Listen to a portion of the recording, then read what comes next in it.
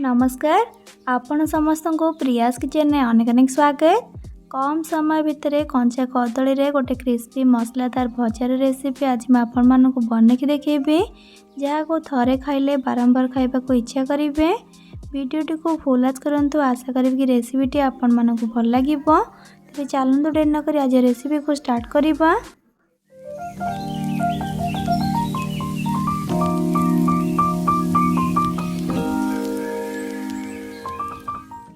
कंचा कदली रेसिपी को करने प्रथमे मुझे 3टा कंचा कदली नहीं ताको धोई देइछि। एबे को मुझे तेरछा रखिकी काटिदेबी। तो देखो यहीपरी तेरछा रखिकी कदली को मुझे काटी देइछि। तो यहीपरी काटी सारा पर कदली जमी कला पड़बनी से मुझे किसी पानी को लेकिन से गोटे छोट चामच लुण दौची ता सहित अधा छोट चामच हल्दी गुंड दौची। एबे से काटिक रखि कदली सबको देदेबा। कंचा कदली काटू काटू सेटा सांगे सांगे कला पड़ जाए। जदि ताकू काटी सारा पर लुण हल्दी पानी रे सांगे सांगे देदेबे ताले कदली आ कला पड़ न थाए। 5 मिनट पर्यंत आपको रखी सारा पर एबे पानी छाणिकी गोटे प्लेट रखी नेबा। नेक्स्ट प्रोसेस को जीवा पूर्व मोर आपन को छोट रिक्वेस्ट, जदि आपण प्रियास किचन चैनल नुआ छांती तेबे प्लीज सब्सक्राइब करनेबे आ पाखरे थिबा छोट bell icon all option click करिवे जहां मो अपलोड करथिया मो समस्त वीडियो नोटिफिकेशंस आपण सर्वप्रथमे पाई परिबे। आको छाणी देकी प्लेट रे तो रखीदेली। ताले पे गैस ऑन करके गोटे कड़ी को बसैकी से गोटे बाउल पानी दौची आउे एथिरे गोटे छोट चामच लुण को पकईकी पानी को पूरा गरम होला पर्यंत छाड़ीबा। देखंतु एठी पानी पूरा गरम ही आसलानी। ताले कदली सबको एथिरे देकी आकु मुझे 10 मिनट पर्यंत हाई फ्लेम रे छाड़ीदेवी। बेसी नरम होला पर्यंत कदली को मुझे सिझेबिनी माने सेटा 80% सिझी जाइथिबो सेतेबेले छाणिकी आकु गोटे प्लेट रे काढीदेवी। देखंतु एबे एटा प्राय हेई आसलानी। ताले पानी रु छाणिकी एबे काढी देबा। वर्तमान ए सब तो गरम हेकी अछि सेथिपई आकु टिके समय पर्यंत ठंडा हेबाकु छाड़ीबा। आ सेई भितरे एबे गोटे मसलार घोल को तैयारी करिबा। सेथिपई प्रथमे दउची गोटे कप बेसन ता सहित 1/4 कप दउची कॉर्नफ्लोर।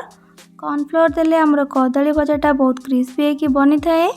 1/3 टीस्पून हल्दी गुंड ता सहित अधा छोट चामच धनिया गुंड अधा छोट चामच जीरा गुंड भल कलर पाई गोटे छोट चामच काश्मीरी लंका गुंड जोटा कि बेसी राग न थाए कलर भल आसताए।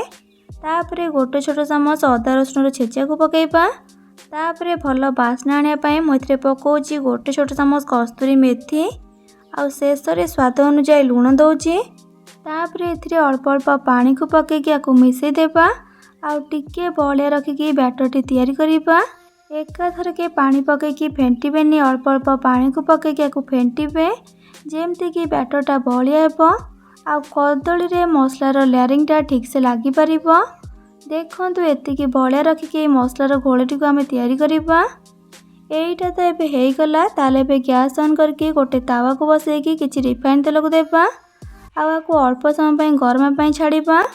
ता भितरे कदली को लेकिन मसलार घोल रे एबे भल भाबरे डिप कर देबा।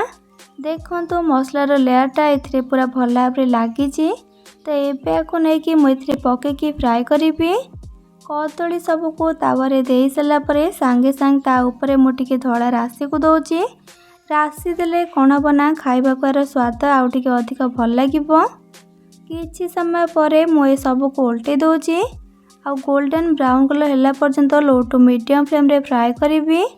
कंचा कदली रेसिपीटा हेई सारा परे बाहर क्रिस्पी आ भीतर पूरा नरम हेकी बनी थाए जोटा कि खाइला बेले भल लगी थाए। दर्शक बंधु सहज उपाय रे रेसिपी को थरे ट्राए करके देखंतु देखिबे खाइबा को समस्त पसंद करिवे। जेमती कि आपण देखि पारथिबे कदली रो दुई पट जाक भल भाबरे बे लाल कलर हेकी भाजी आसलानी। ताले शेष रे आ ऊपर किछि भृषंग पत्र कंचा लंका को दे दउची।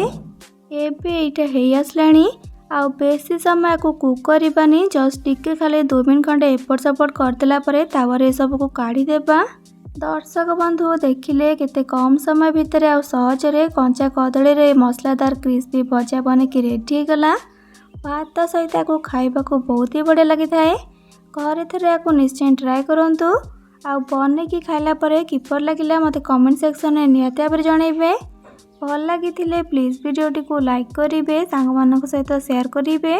चैनल नुआ थे प्लीज चैनल को सब्सक्राइब करने आ पाखरे थिबा छोट bell icon all option click करेंगे, जहाँद्वारा मो अपलोड करथिबा मो समस्त वीडियो नोटिफिकेशन आपण सर्वप्रथमे पाई परिबे।